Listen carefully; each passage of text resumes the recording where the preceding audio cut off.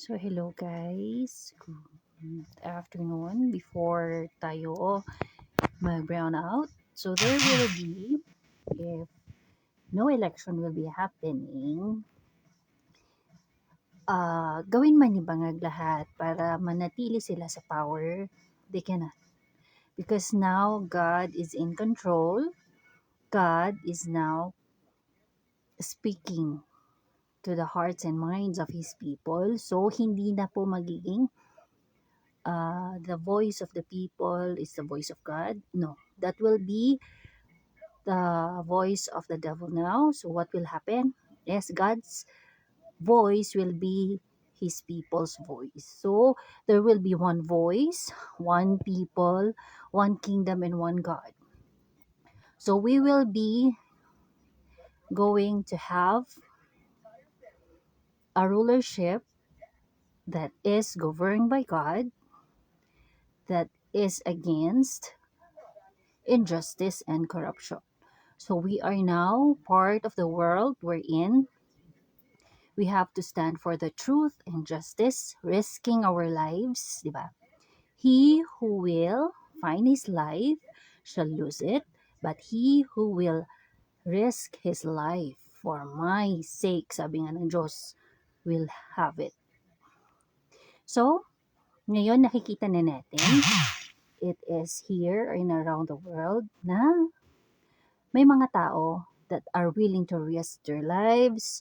They are already exposing the evil so that the world may know what is really happening. Kasi nga, if good people try to silence themselves, parang inaalis nila ang sarili nila or kino-cover up nila ang mga masasama, they are more evil than those who are doing.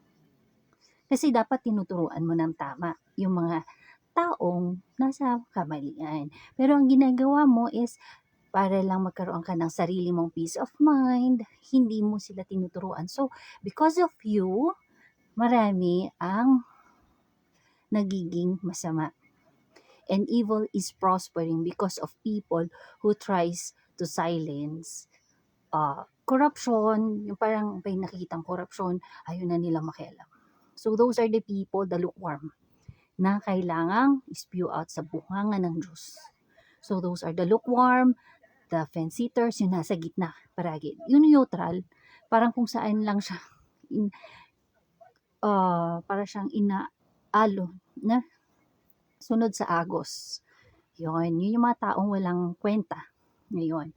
So, be brave mga kapatid. Thank you to our beloved Pastor Paulo Sibuloy for giving us the teachings of how to be a patriot. Hindi lang po divine teachings ang tinuro sa amin ni Pastor, kundi maging mapagmahal sa bansa. We are here. We have our own ministry in the kingdom to promote the kingdom, God's love, and most especially, God's wrath. Hindi po God's love lang ang Diyos, di ba? His love will remain if we are righteous, if we remain to be righteous in His sight. Pero kapag nagkamali tayo, napapagalitan tayo, nadidisiplina tayo. Pero pag nanintili talaga tayo sa wickedness, His wrath is already there. That's why hell is already formed for the devil. Takot ang demonyo sa impyerno. Kaya inuuna niya yung mga taong pumunta doon. Because the last one who will go there para maging peaceful na and divine na ang mundo ay ang demonyo. So, he is deceiving people so that they will go to hell. That's why we are being saved. We are being taught kung ano ba talaga ang salita ng Diyos na susundin natin, kailangan nating sundin, hindi lang binabasa, kundi sinasabuhay natin. Okay? So if He says you are willing to risk your life for my sake, that is to stand for the truth and justice, we have to do it. And likewise, if He says to the rich man, you have to sell all your belongings, diba? Just for God to see if you are really for Him. Pero dahil sa corruption, Hindi nila kaya yun. They cannot live a simple life. So, nasa atin na kung mananatili ba tayo sa righteous path or mananatili ba tayo sa makasalanang landas na tinatahak natin. So, now, may they be an election or not, God has already chosen His leader, His or leader na magtataguyod sa bansa. So now, I give back all the glory, honor, and praise to our beloved pastor, who is now our Lord Jesus Christ in His second coming. Diba? Our beloved pastor, Apollo C. Kibuloy, they are already one. I and my Father are one. Sabi niya.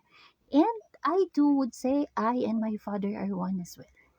Because His words are already in me, and I became His daughter. Of course, I still am on the process of discipline and correction. So, thank you for the privilege, Almighty Father. I give back all the glory, honor, and praise to you, Almighty Father, our Lord Jesus Christ, who is now our beloved Pastor, Apollos Ibuloy. Amen and amen. Hello mga kapatid.